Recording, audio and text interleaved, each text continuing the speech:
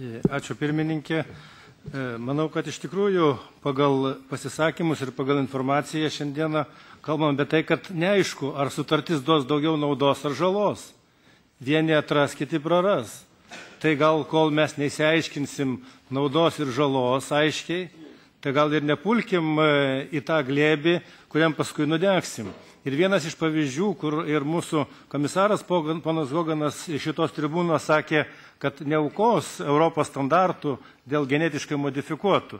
Bet praeitą savaitę parlamentas padarė sprendimą ir leido atskirom valstybėm narėm įsivesti genetiškai modifikuotus organizmus. Tai mes praktiškai atvėrėm rinką genetiškai modifikuotų organizmų į Europos šalis.